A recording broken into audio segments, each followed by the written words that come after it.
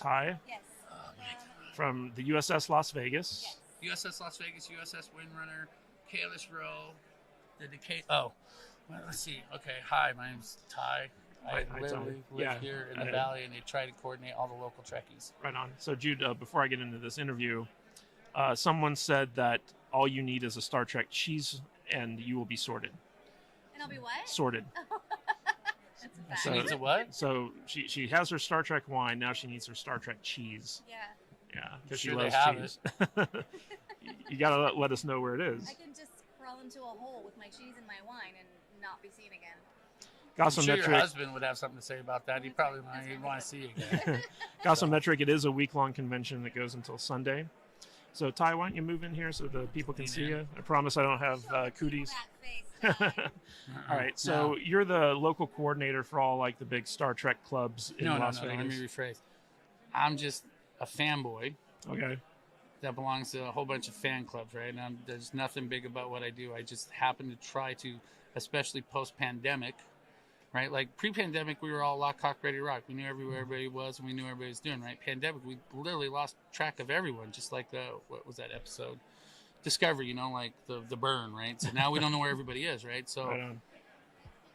yeah, I think that's the first time I've ever heard someone make a Discovery metaphor. So oh yeah. So, Well, here's good job, man. That so-called like the Kelpian that doesn't want to come out of the holodeck. Yeah, that's me. I'm 100% so-called. And people are like, whoa. Okay, you just want to watch the universe burn. No.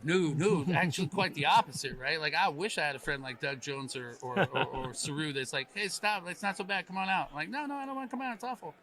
So, no, I just work with, like, if you're a Trekkie and it's fandom or it's fun or it's, just nerd stuff, Star Trek specifically, because that's the most inclusive, most positive, most optimistic, right? So if you can't, like, Trekkies are pretty easy to talk to and bond with. Your wife is in close proximity, so I'm gonna stop talking. She doesn't care if we're in the middle of a conversation. She'll just Yeah, I know that. come in. That's so the hat that I'm wearing, she's exchanging officers with my friend over there, Mark Schwartz. Mark Schwartz has his ship's called the USS Decatur, and it's a buy-sell trade network for Shows Star Trek people. collectibles. Mark, say hi. That's Mark. Yeah, he's one of the groups I work with, the same way I work with the... Show me what he bought. Okay.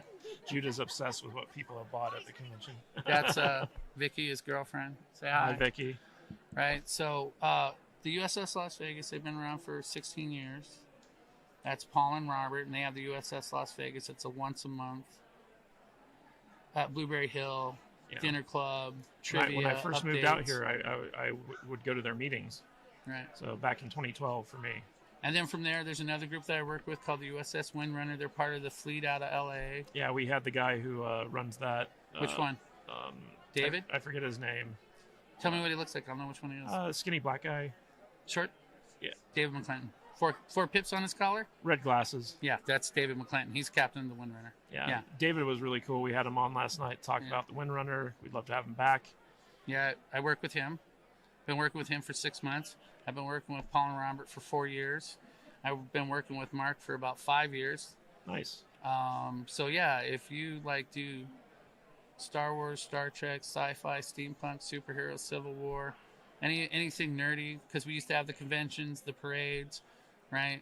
Ren Fair, Pirate Fest, all that stuff, right? There used to be this fantastic, because it's Vegas, there was this clockwork, right? So what is it? Oh, we're going to this, right? Because it's the parade. Oh, what are we going to? Oh, we're going to that convention. Oh, we're going to this weekly thing or this monthly thing.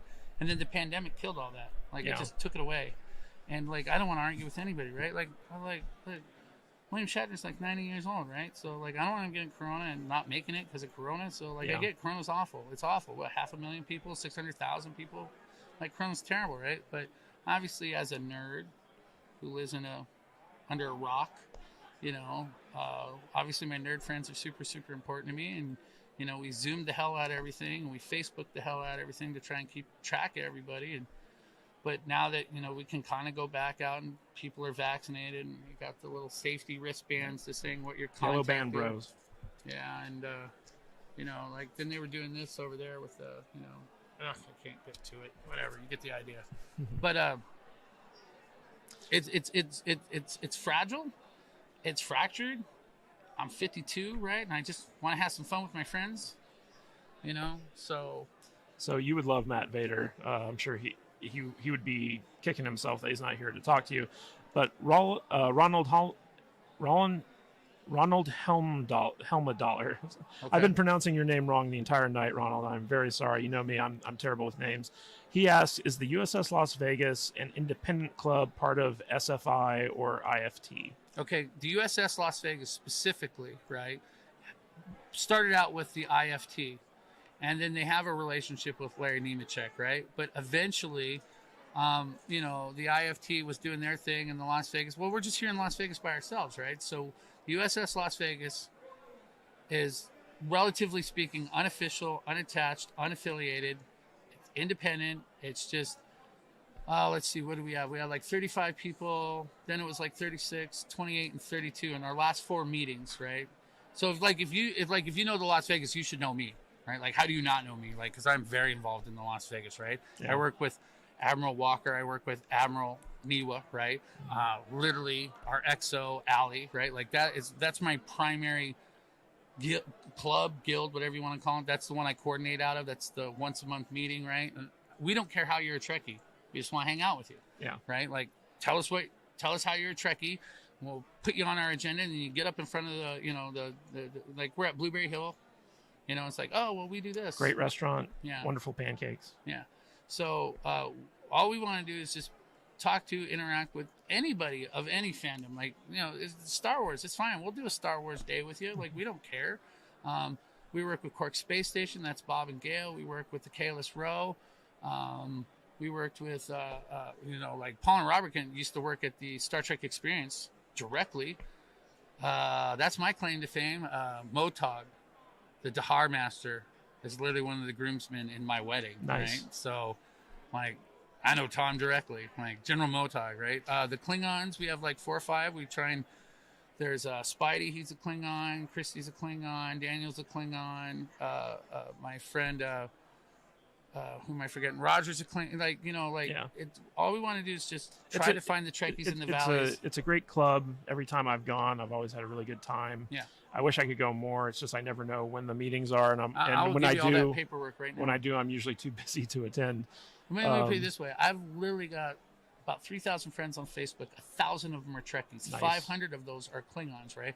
I think I've joined like 1,000 groups, and I admin 40. All I'm trying to do is just find the fandoms or fanboys, fangirls, whatever. You know, just like if you're a nerd, a geek, a fan, and you just want to have fun and hang out and be friends, like that's it, man. That's it, right? Because everything else is, everybody's trying to pay bills.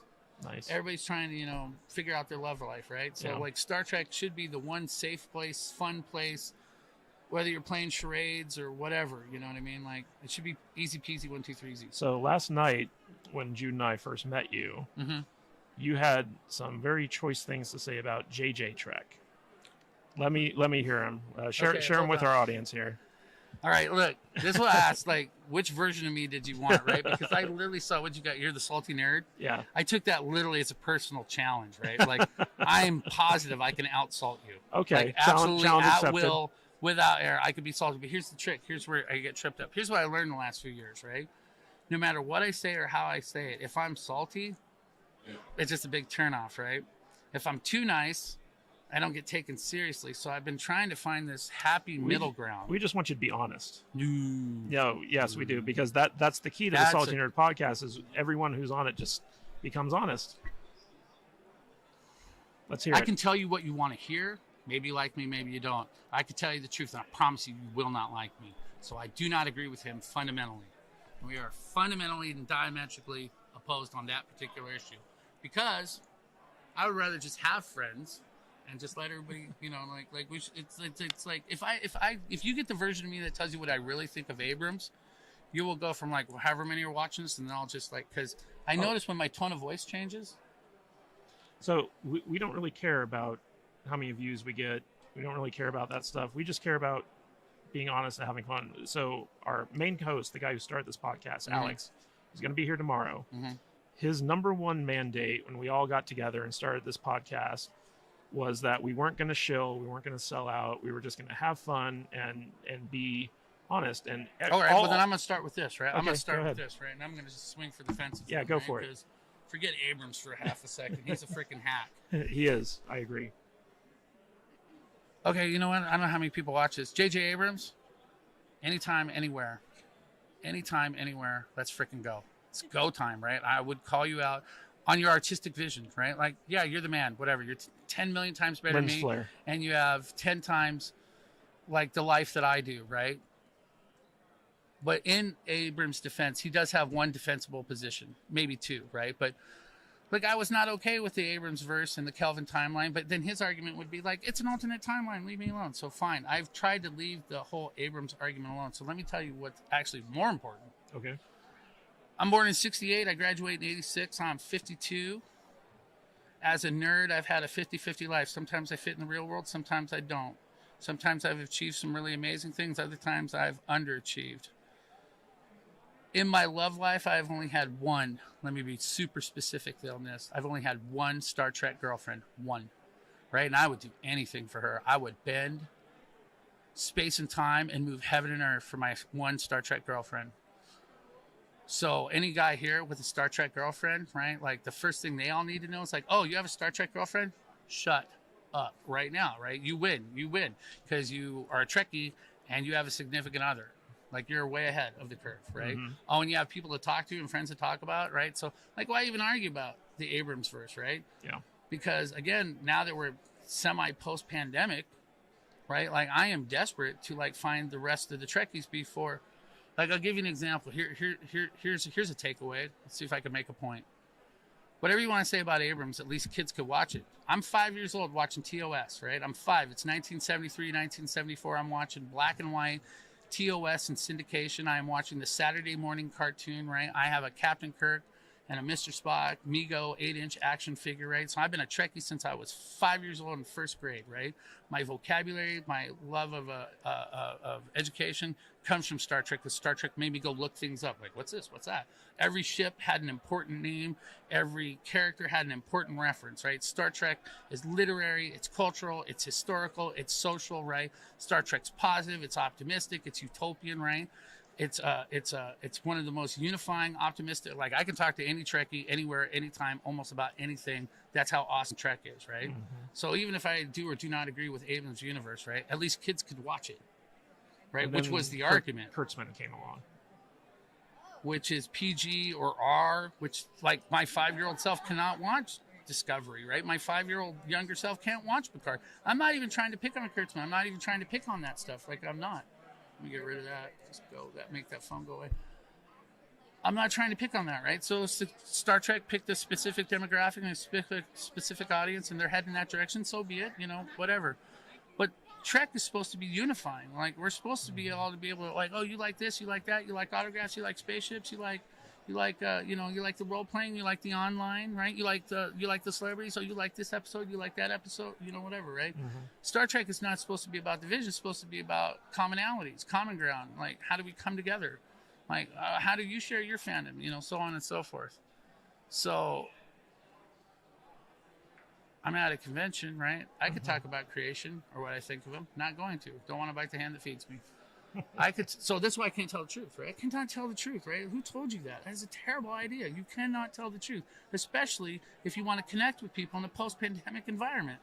Well, I mean, the way I look at it is that if our audience actually knows where we stand, the people who don't like it won't bother with us, and the people who do like it will find us.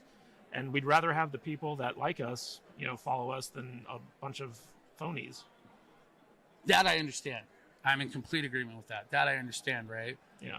But I say this weirdly, like, because I'm kind of weirdly shaken right now. Like, I'm having this Pilgrim weird... Media just gave us a $2 super chat, and they asked, why has Hollywood destroyed Star Trek? Can you answer that?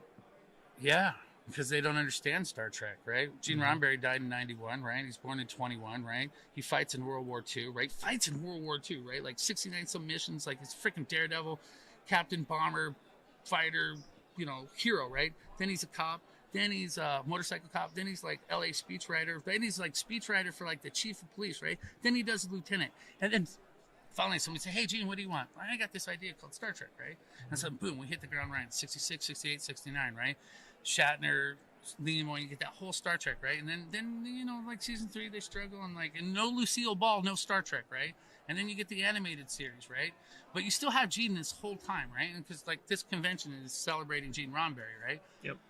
Here's the thing about that, right? So now it's like 1991. So try and imagine this. You're Gene Roddenberry, right? So you've done, Star Trek.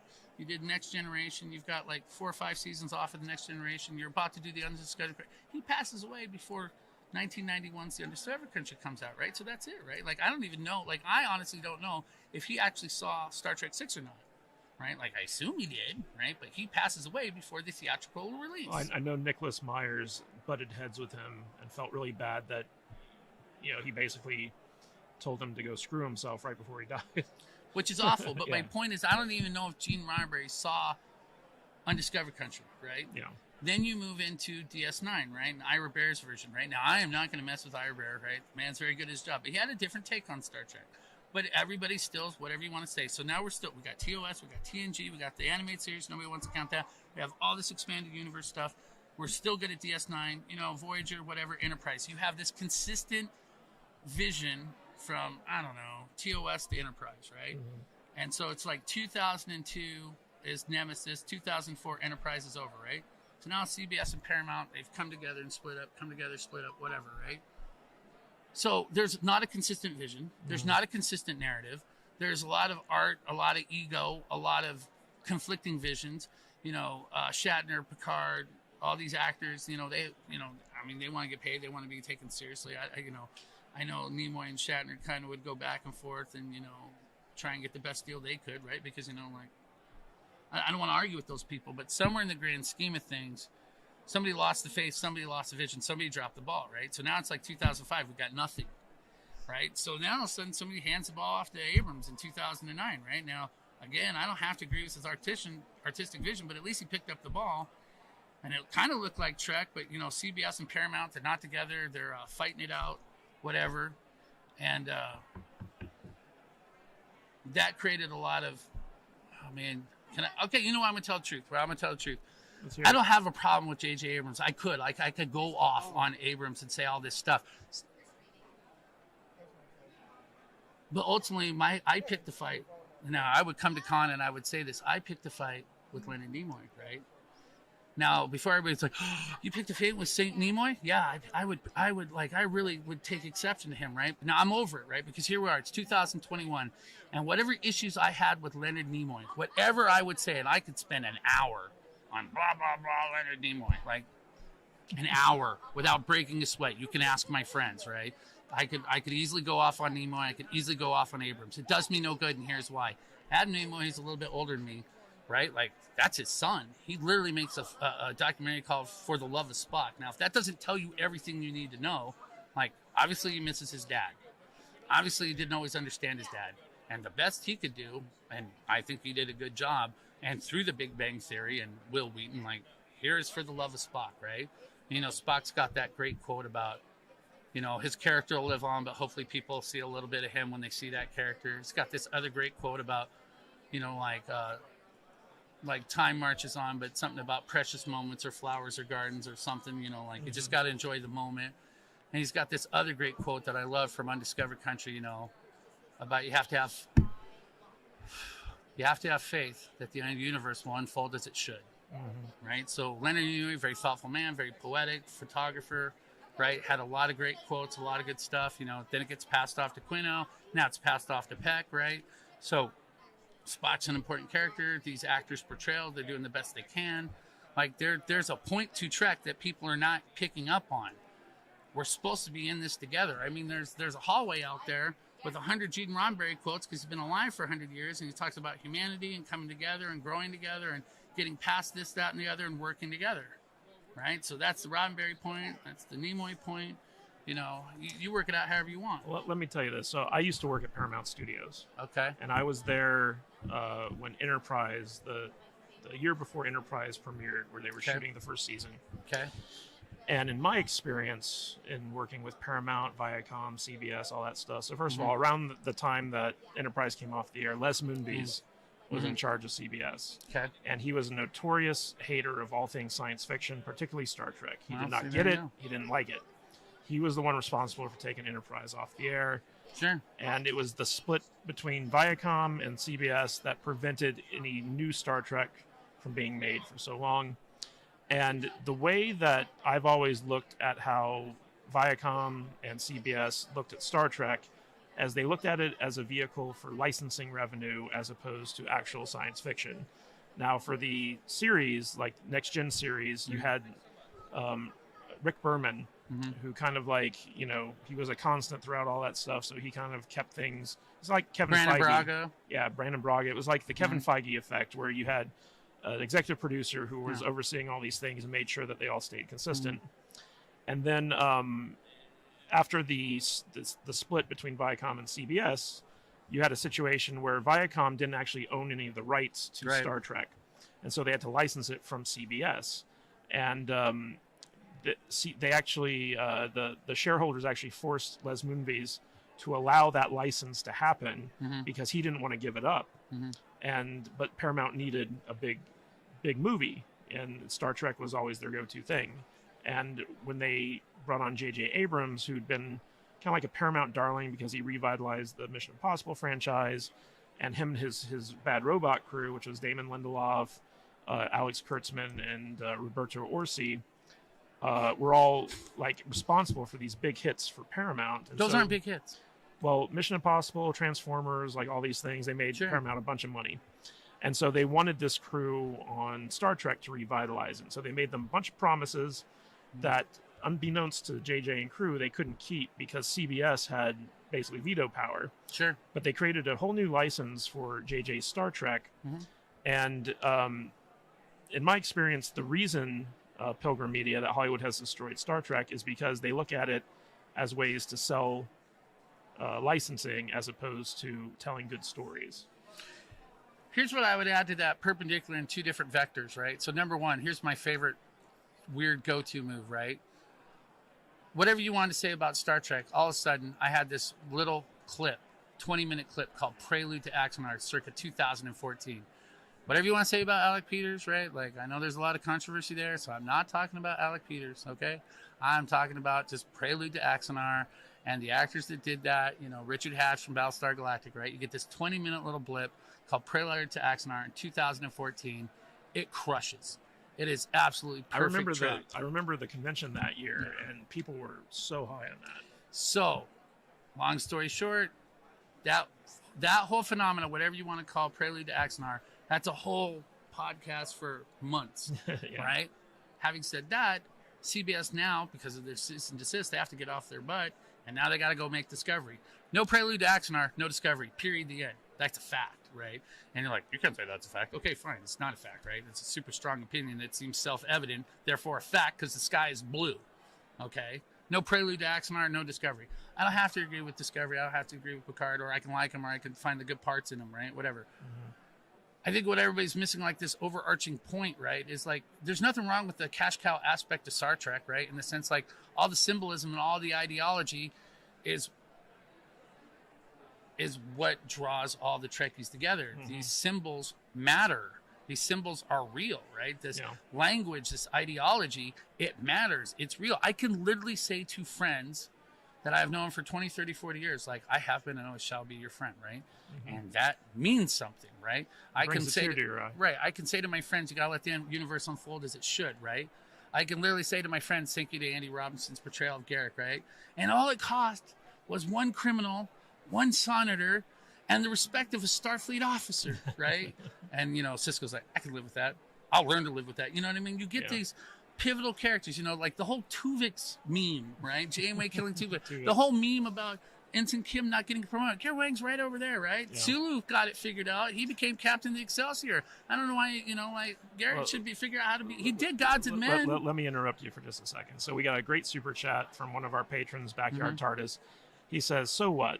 Let the Salty Nerd podcast tell the truth, and that we on the Salty Nerd podcast rarely agree, and yet when the podcast is done, they're all friends. And so I think it's important that we can respect other people's opinions, like even when they don't like Star Trek. Like, we're all varying degrees of Star Trek fans, and if Matt Vader were here, like, he could quote you pretty much everything Star Trek from when he was a kid. He's around your age. I can win any philosophical argument because Star Trek taught me to think in 3 dimensions because of Wrath of Khan. So, like, I'll bust out a chart right now. You go get your best guy. I will crush him at will without error. I just want to hear, like, your unfiltered opinion. What do you think of the J.J. Abrams Trek movies? I don't agree with it. Did you like Justin Lin's take on it? No, no, I didn't. What didn't you like about him? Okay, so let's start with the first one, and I'm going to just start with Nimoy, right? So, fine, let's just do this. Let's do this. I apologize. No disrespect to the artist, right? Here's my opinion, in my humble opinion, which is gospel. You sound like me. You got a man that writes a book called I Am Not Spock. Okay, we read it. Then he wrote a book called I Am Spock. Okay. Then you saved some whales, right? And because you saved some whales back in 86, we actually saved the freaking whales, right? We did that. Yeah, that happened. Yep. Like that happened, right? So, Leonard Nimoy says all this stuff, and I kind of blame Nimoy more than Abrams, so I don't know who signed off on this, right? And I'm super okay with alternate timelines, right? But Leonard Nimoy, Mr. Spock, you're going to let 10 billion Vulcans and your mom die. No, I disagree. Nero goes back in time, right? Nero goes back in time with the whole supernova. It launches Star Trek Online. It's this big masterpiece production. You're going to get the Abrams series. You're going to get Star Trek Online. Nimoy is part of all of that, right?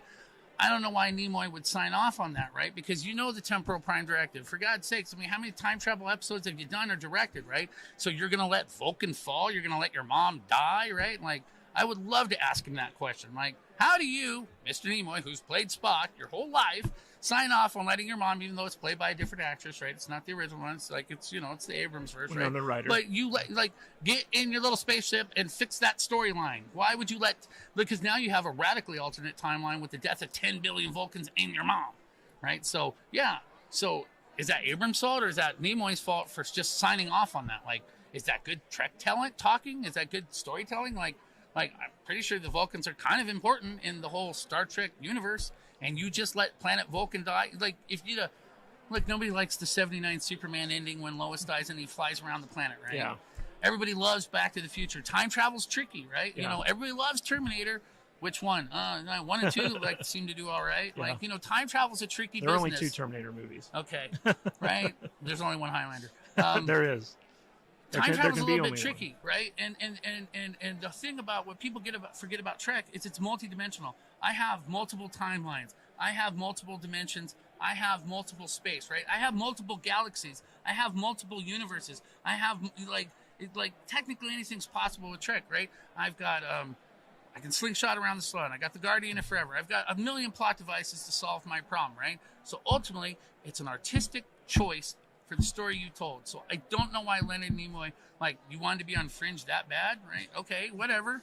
I didn't even watch Fringe. I like the X-Files and Night Stalker. I didn't, and Fringe probably was good, right? I didn't get into Lost, right? So I'm not even trying. I'm saying I'm a Trekkie. Yeah. What are you doing and why are you doing it? From what I understood, basically Abrams and his crew got down on their hands and knees and worshipped at the foot of Leonard Nimoy in order to get him to agree to do their movie. Right, but literally, Abrams literally told Jon Stewart on The Daily Show at point blank range, I don't really know Star Trek. I'm more of a Star Wars guy. And Jon Stewart called him out right there on the spot. So there's that.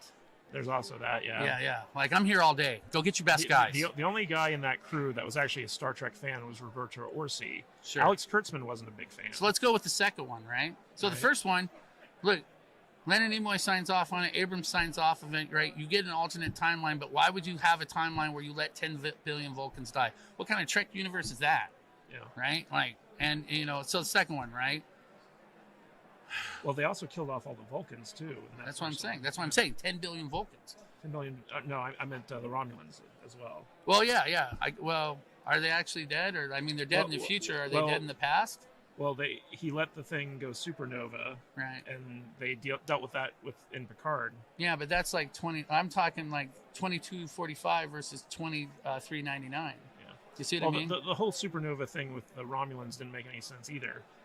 Well, actually, you know what? And I'm a little out of practice, and my books are right over there, and my charts and graphs are at home, right? But I can do this, right? I can, we can bust this out, and we can show, because there is continuity. You just gotta know what you're looking at, right? Okay. There's continuity between Star Trek Online and Abrams and all of it, and you can literally map it out. And there are memes and people that are dedicated to memeing out that phenomena, explaining what is and isn't canon. But then Nimoy, of course, has that meme where he's abandoning canon. Where is Star Trek trying to take me today? Which, again, I will credit Nimoy for that in the sense like, okay, SoCal, I guess that I'm SoCal. I live in a freaking holodeck and I want to come out. And unless you are Doug Jones Saru, I'm not coming out. And now I'm a salty nerd, whatever. Because nobody cares about canon or the fiction or the core or the philosophy. And it's just a cash cow? No, that's way too salty, right? Because I'm in a room full of Trekkies. You know what I mean? That like love this stuff. They love this stuff. But let's hear your take on Into Darkness. Why even? What? It's a mess. It's a freaking mess, right? Benedict Cumberbatch. Right? If I didn't say his name right, I apologize. Benedict Cumberbatch, brilliant actor, right? Brilliant, like top notch, brilliant actor. Like we all know who he is, right? And that whole like, I'm sure he could have made a really great Khan, right? But then like, it's some kind of weird punchline that he's Khan. Like he is. He's John. He's what? He's right? I am Khan. Yeah. And in my head, Kirk and Spock are just like, who? You know? So let's go with this. So Star Trek II, Wrath of Khan, 1982. What is that? Nicholas Myers. Yep. They did it on an $11 million budget. It's been around for like 37 years. It came out at a time where, you know, like motion picture didn't do so well, but somebody's wife said, please give it one more chance. So J.J. Abrams ripped him off twice. Yeah. Twice. Right? Hack. Right? Because you get the little ear things in the Nero bit. Right? And then you get the whole, we're doing Wrath of Khan again. Now we're just going to reverse it. So Kirk's going to die instead of Spock. And now your engines are like so big. Like that's like your whole size of scope and scale and dimension. I'm like the Abrams universe is so radical. He sounds like Matt Vader right now. The Abrams universe, like I don't even care anymore. Right? Because it's Trek and I want to be friends with my Trekkie friends. And again, my one friend points out, at least kids can watch the Abrams universe. Yeah. Like, so the 5-year-olds can watch the Abrams universe. No Klingon titties, no eyeballs being ripped out of heads. Oh my God, let me tell you something, right? that whole Ash Vok. Yeah. What's the Klingon? Like I've had a girlfriend like that. Like and I'm like y'all want to like that's messed up. Like no, it's not. That's how it is. That's how you know you're having a good time. I don't know what he's crying about. He's being a baby, right? And they had a love child. So what's he crying about? You want to get that Latif Shazad, I think I'm saying his name right or wrong, right? And I apologize for the that. guy who right? played Ash. Yeah, I should say.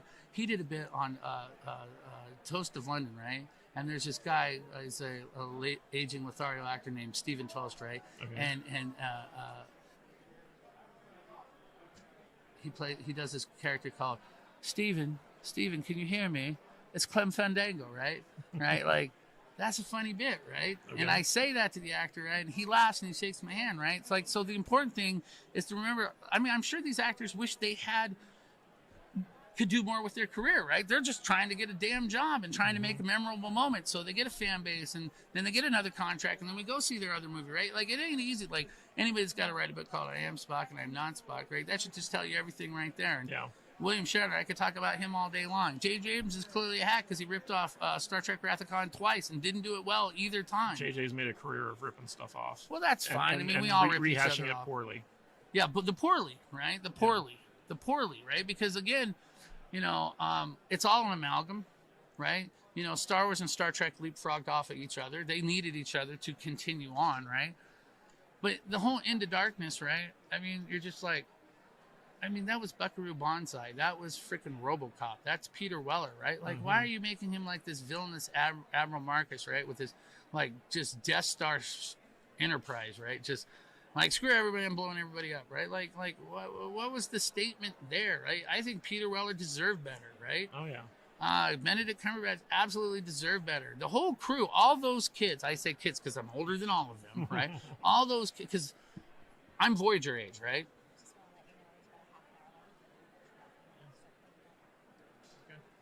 I'm Voyager age, right? So, yeah. So the people I physically identify with is Nog, God rest his soul, great guy, right? And Sirach Lofton, you know, great guy, right?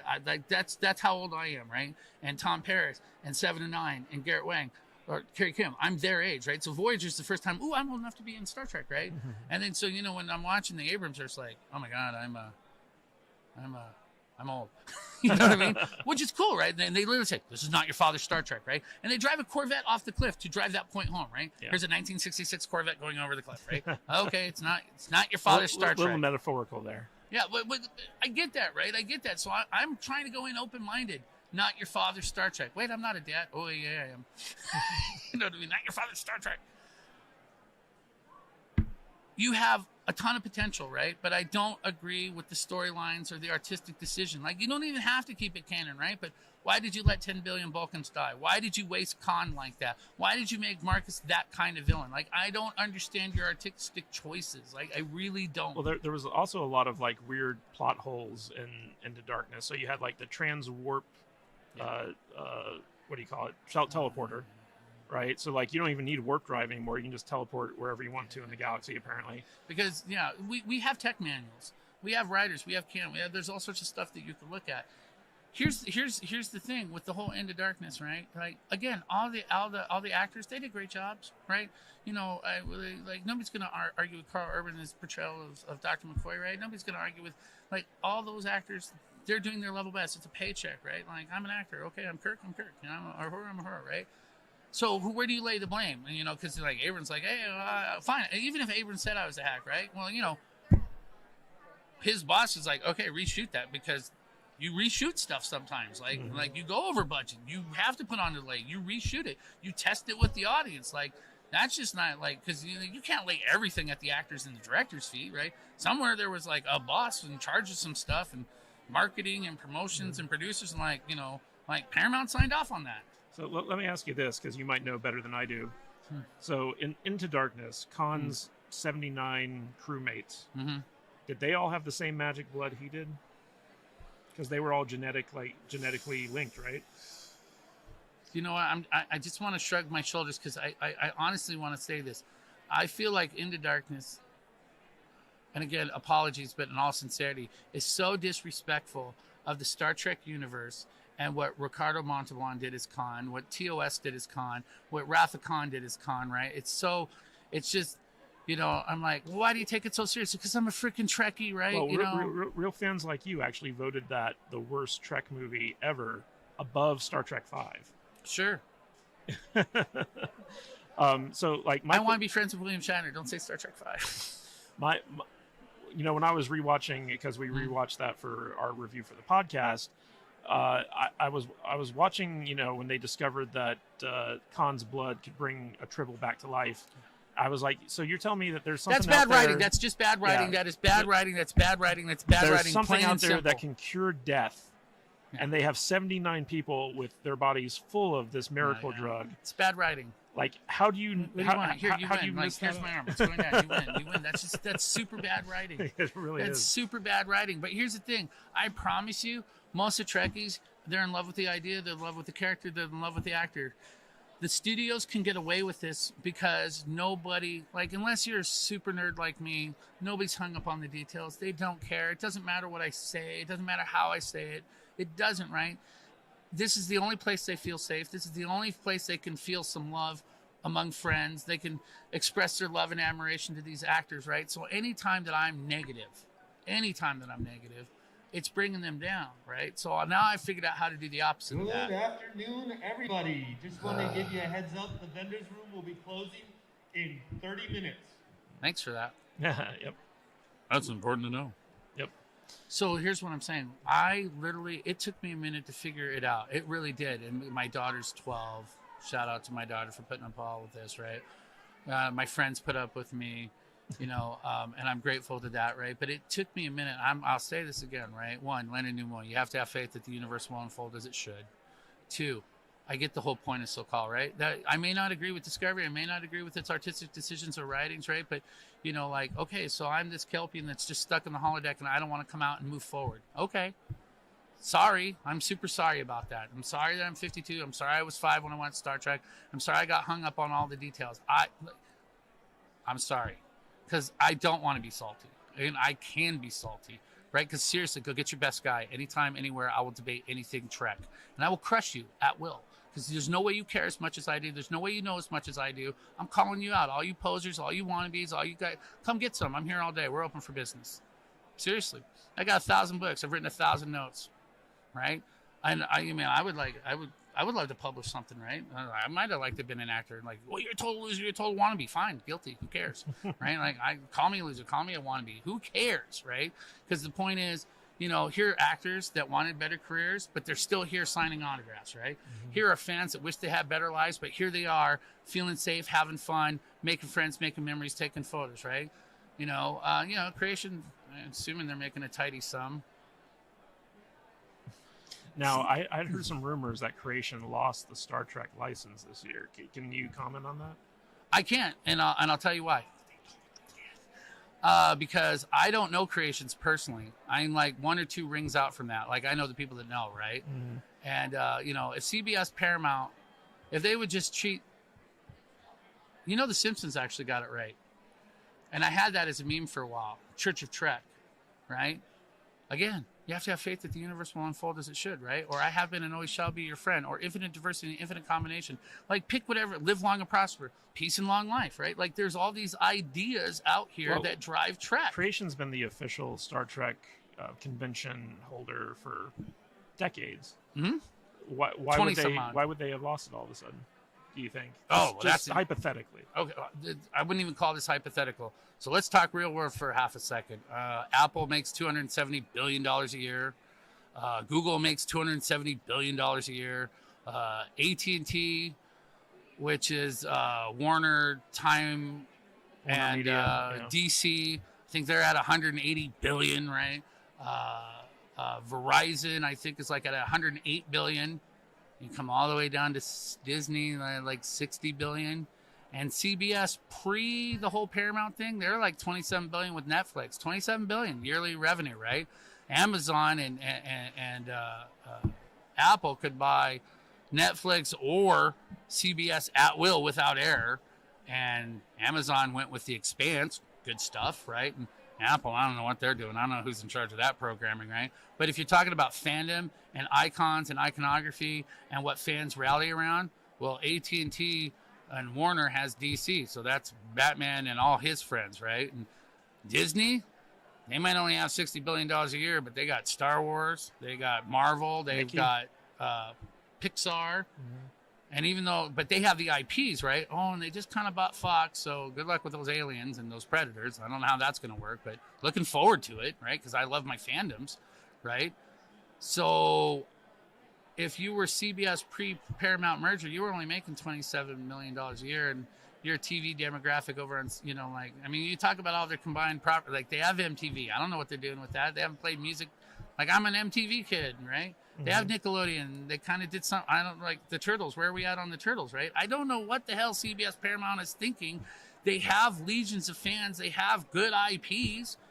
CBS Paramount, you have legions of fans. You have good IPs. What the hell, dudes and dudettes? So why did Creation lose it? Oh, because this, it's not operating on that level, and they're going up to the next level. Oh, so that they want to go to like Wizard World level. Yeah. Yeah, Oh, okay. The same thing. Rick and Morty had to take a hiatus for those guys to get all that shit figured out. Which is HBO Max, Adult Swim, which I think is Warner Brothers, right? Like everybody loves Rick and Morty, like it's awesome, right? And then they have to take this long hiatus because now they're going to turn that into a cash cow, and then we'll see if the quality suffers, right? But when I'll give you the best example. Here's where I'm desperate and scrambling.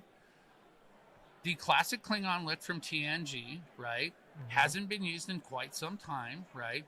Enterprise had that last little tie-in with that, right? Nemesis was Romulans, right?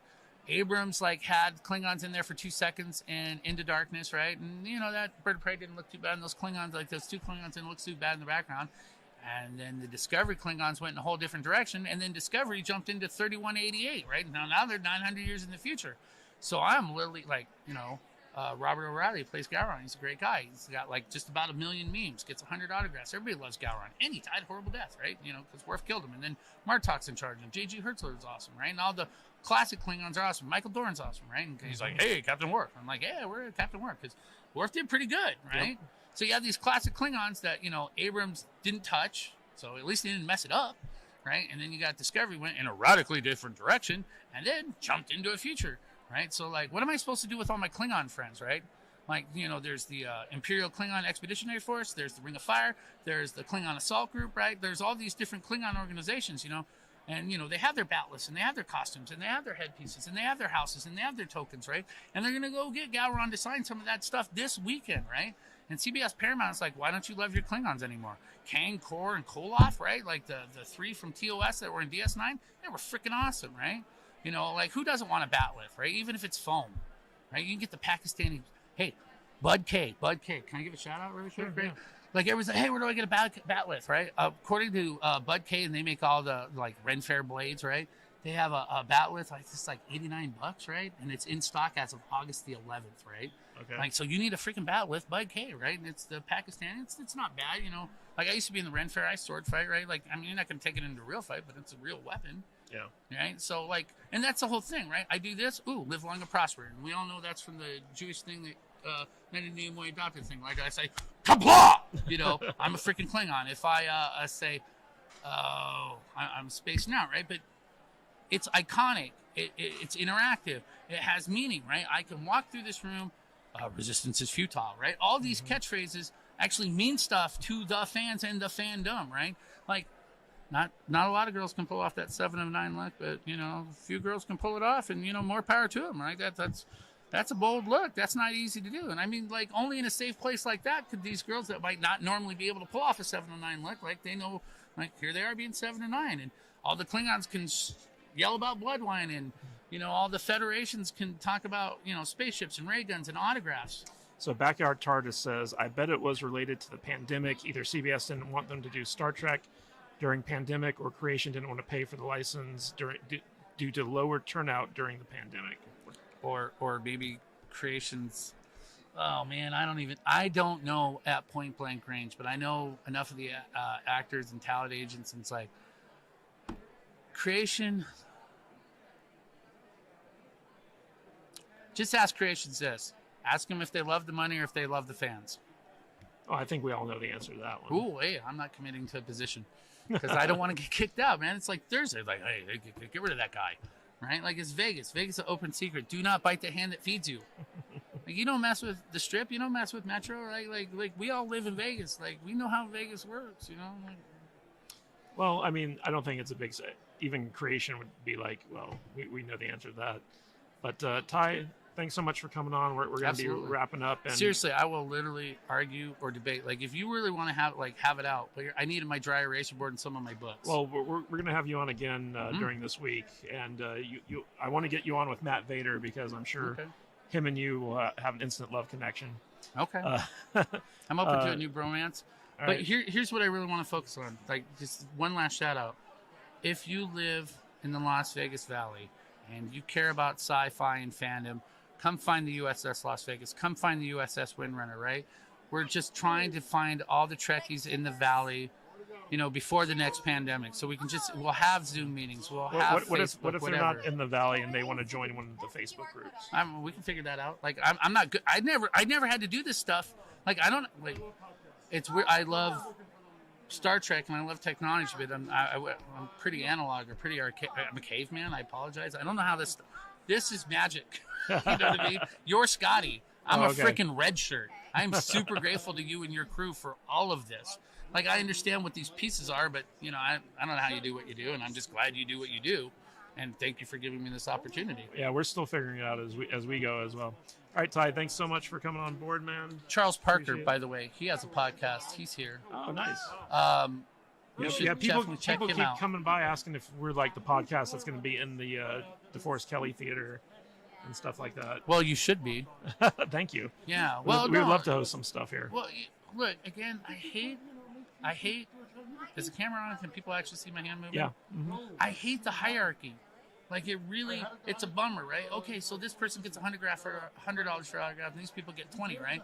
And so these fans are taken seriously, and these fans aren't. And these guys pay $1,200 for a pass, and these people could only afford $70. Like we all love Trek, and we don't all have the same bank account. Yes, this is true. All right. Thank man. you.